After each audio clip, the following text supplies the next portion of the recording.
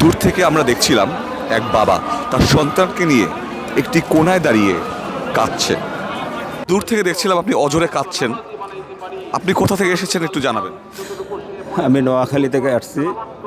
নোয়াখালী থাকি বর্তমানে ঢাকায় একটা প্রাইভেট রেস্টুরেন্টে জব করি। ওনার মৃত্যুতে আমি যে জব করি আমি ছুটি পাই নাই, তারপরেও আমি ওনার জানাজাতে অংশগ্রহণ করেছি।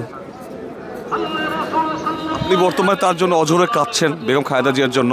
আপনার অনুভূতি সম্পর্কে একটু জানতে চাবো। আমি আসলে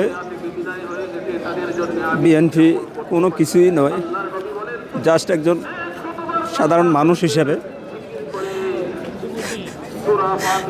মানুষ হিসেবে আমি ওনাকে খুব ভালো জানি।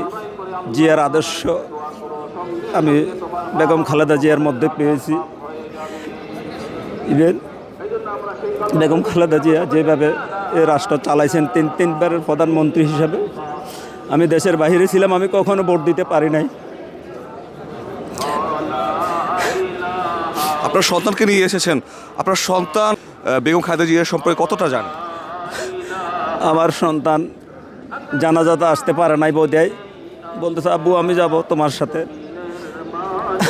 আমি একবার কবর দেখব। এই জন্য সন্তানকে নিয়ে আসা।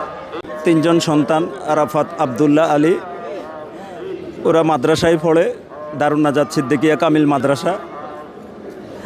আমি ওদেরকে পড়াইতেছি। আমার ভবিষ্যৎ আশা তারা যেন লেখাপড়া করে, ভবিষ্যতে যেন তারা মানুষের মতো মানুষ হতে পারে। চুল পড়া অনেক কমে গেছে। থ্যাংক ইউ মা। চুলের ভিটামিন জুই মাল্টিভিটামিন কোকোনাট অয়েল।